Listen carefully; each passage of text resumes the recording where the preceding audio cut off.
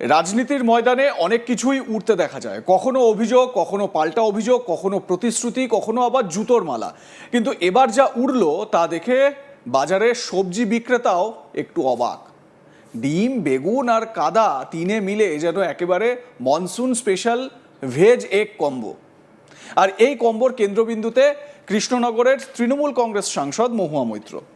রাজনীতির মাঠে কথার লড়াই নতুন নয়, কিন্তু কথার সঙ্গে যদি বেগুনও উড়ে আসে তাহলে পরিস্থিতি একটু অন্যরকম হয়ে যায়। কেউ বলছেন এটা প্রতিবাদ, কেউ বলছেন রাজনৈতিক উত্তেজনা। তবে সোশ্যাল মিডিয়ায় অনেকেই মজা করে লিখেছেন, ডিমের দাম এত, তবু প্রতিবাদে ডিম ছোড়া হচ্ছে, অর্থনীতি এতটা শক্তিশালী নাকি? ঘটনার সূত্রপাত নদিয়ার কালীগঞ্জে। সেখানে তৃণমূল কংগ্রেসের একটি কর্মী সভায় যোগ দিতে গিয়েছিলেন মহুয়া মৈত্র। বাইরে তখন বিক্ষোভ, কালো পতাকা, স্লোগান, উত্তেজনা। ভিডিওতে আপনারা দেখতে পাচ্ছেন সেই দিন সোশ্যাল মিডিয়ায় লাইভ করেছিলেন মহুয়া মৈত্র এবং ভিডিও করে পুরো দেখিয়েছিলেন তার ডিমে পুরো সারা গা ভিজে গেছিল, শাড়ি ভিজে গেছিল সেই ভিডিও। সব মিলিয়ে রাজনৈতিক পরিবেশ একেবারে জমজমাট। কেউ গো ব্যাক বলছিলেন, কেউ হায় হায় স্লোগান দিচ্ছিলেন। আর সেই সময়ই অভিযোগ, দলীয় কার্যালয়ের জানলার দিকে উড়ে এলো ডিম, কাদা এবং বেগুন। বাঙালির কাছে বেগুন একটা অত্যন্ত জনপ্রিয় সবজি। আলু বেগুন, নিম বেগুন, বেগুন ভাজা, বেগুনি, দই বেগুন, বেগুনের ভর্তা, বেগুন পোড়া, কত রকম পদ। কিন্তু রাজনীতির ইতিহাসে বেগুনের এমন নতুন ব্যবহার দেখে অনেকেই বলছেন সবজিরও বোধহয় কপাল খারাপ, ডিমের অবস্থাও খুব একটা ভালো নয়। বাজারে যার দাম শুনে মানুষ আগে দুবার ভাবেন, সেই ডিমও নাকি এদিন রাজনৈতিক প্রতিবাদের অস্ত্র হয়ে গেল। এক নেটিজেন মজা করে লিখেছেন, ডিম যদি ছুঁড়তেই হয় অন্তত সেদ্ধ করে ছুড়ুন, অপচয় কম হবে। আর কাদা, বর্ষাকাল বলে কাদার কোনো অভাব নেই, প্রকৃতিও যেন বলছে আমার পক্ষ থেকে সামান্য সহযোগিতা। অভিযোগ অনুযায়ী বিক্ষোভকারীরা রাস্তা থেকে জানলার দিকে লক্ষ্য করে ডিম ও বেগুন ছুঁড়তে শুরু করেন। মহুয়ার অভিযোগ, তাকে এবং তৃণমূল কর্মীদের ঘিরে ফেলা হয়েছিল, এমনকি বেরিয়ে যাওয়ার পথও আটকে দেওয়া হয়েছিল। এই ঘটনার পরেই রাজনৈতিক নাটকের নতুন দৃশ্য। সরাসরি কলকাতা হাইকোর্টের দরজায় কড়া নাড়লেন মহুয়া মৈত্র। যেন সিনেমার সেই বিখ্যাত সংলাপ, জজ সাহেব আমায় বাঁচান। শুক্রবার বিচারপতি সৌগত ভট্টাচার্যের এজলাসে তার পক্ষ থেকে মামলা দায়েরের অনুমতি চাওয়া হয়।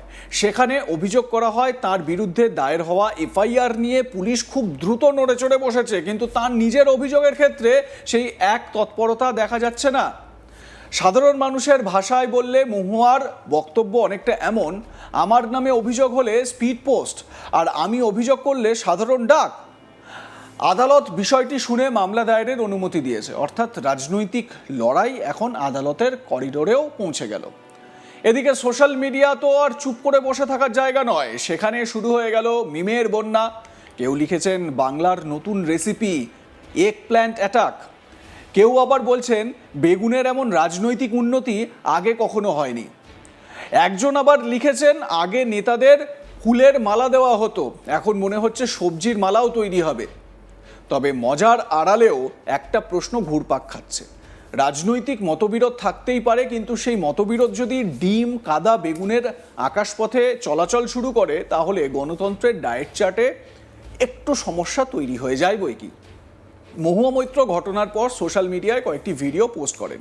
সেখানে তিনি দাবি করেন পুরো ঘটনার সময় পুলিশ নীরব দর্শকের ভূমিকায় ছিল।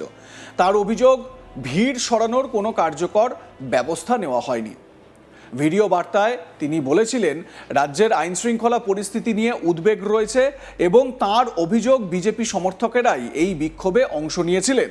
অন্যদিকে বিরোধী শিবিরের বক্তব্য, মানে বিজেপির বক্তব্য, তৃণমূলের প্রধান বিরোধী তো বিজেপি, তো সেই বিজেপির বক্তব্য সম্পূর্ণ ভিন্ন। রাজনৈতিক সংঘাতের এমন পরিস্থিতিতে অভিযোগ ও পাল্টা অভিযোগ সমান তালে চলতেই থাকছে।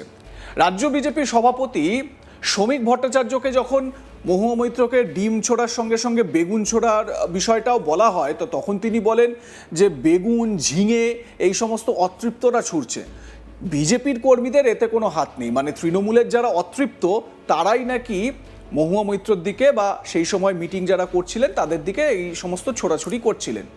তিনি এটাও বলেছেন যে বিজেপি কর্মীরা তারা এই সংস্কৃতিতে বিশ্বাস করে না, এটা তৃণমূলকেই করছে। তো আদালতে যখন পুরো বিষয়টা গেল, তো আদালতে ঠিক কি হলো, এই সওয়াল জবাব পর্বে কি কি বিষয় উঠে এলো, আমি বিস্তারিত জানার চেষ্টা করব আমার সহকর্মী মানস নস্করের কাছ থেকে। শুনুন। পুলিশের ভূমিকায় প্রশ্ন তুলে কলকাতা হাইকোর্টের দ্বারস্থ হয়েছেন তৃণমূল সাংসদ মহুয়া মৈত্র। তার বিরুদ্ধে যখন কোনো ঘটনা ঘটছে সেই নিয়ে পুলিশে অভিযোগ জানালে কোনো পদক্ষেপ করা হচ্ছে না, এদিকে পাল্টা তার বিরুদ্ধে কোনো অভিযোগ যখন দায়ের হচ্ছে পুলিশ তাতে অত্যন্ত সক্রিয়।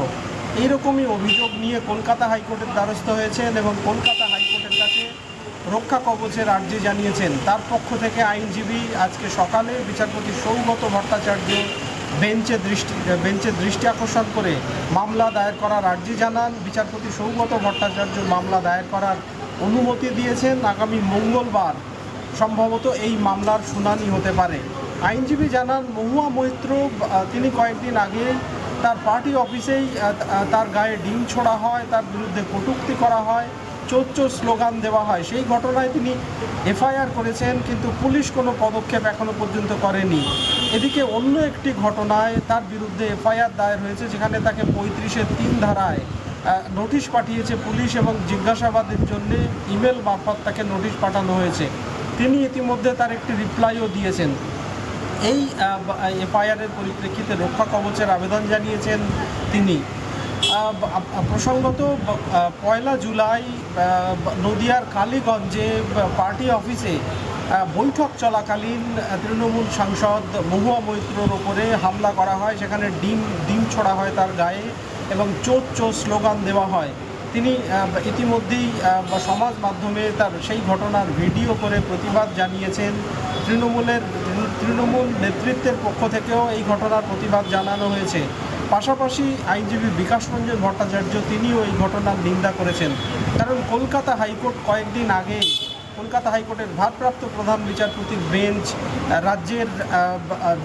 রাজ্য পুলিশের ডিজিপিকে নির্দেশ দিয়েছিলেন এই ঘটনা যাতে অবিলম্বে বন্ধ হয়, তার জন্যে একটি গাইডলাইন তৈরি করে রাজ্যের সমস্ত থানায় সেই গাইডলাইন টাঙিয়ে দিতে হবে। পাশাপাশি প্রচার করতে হবে যাতে এই ঘটনা না ঘটে বা এই ধরনের অবমাননাকর ঘটনা যারা ঘটাবে তাদের বিরুদ্ধে পুলিশ কি পদক্ষেপ করছে, এখনও পর্যন্ত কত এফআইআর দায়ের হয়েছে, পুলিশ কি পদক্ষেপ নিয়েছে, সেই সংক্রান্ত নথিও কলকাতা হাইকোর্টের ভারপ্রাপ্ত প্রধান বিচারপতির বেঞ্চ তলব করেছে।